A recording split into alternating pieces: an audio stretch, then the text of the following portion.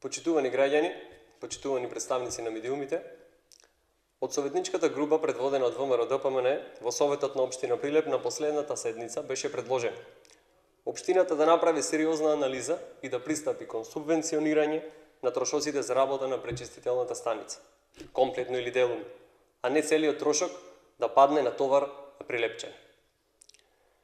Напоменуваме дека овој проект од наше време е од огромно значење за Прилеп и за околината, чиј бенефит ќе го почувствуваат сите семејства.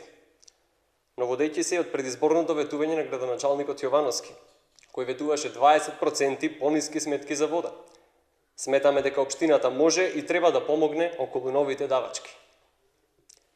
Граѓаните очекуваат пониски сметки за вода, а не некои дополнителни 200 до 300 денари во просек нови давачки.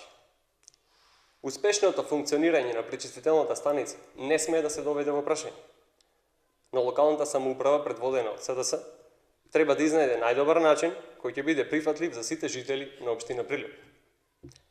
Исто така, повторно прашуваме, која е потребата во овој момент од едно ново предпријатие за енергетика? И самите имате кажано дека гасификацијата во Прилеп би се реализирала за некои 6 години сметајќи од сега. Па токму поради тоа ставањето во функција на предпријатие од ваков тип не е ништо друго, освен isforsirано отварање на нови работни места за вдомување на партиски кадри за кои ќе треба да се издвојуваат плати од џебот на прилепчани. Дури и самиот именуван ВД директор Иго Спирковски на седница на Совет соопшти дека е во роднинска врска со градоначалникот Илија Јовановски.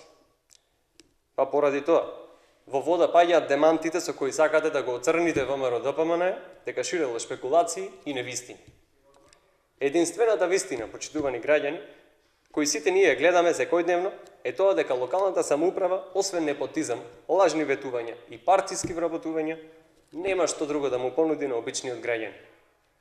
Затоа ова погубно владење мора што поскоро да заврши, затоа што сите граѓани, без никаква поделба, заслужуваат подобро. Ви благодарам.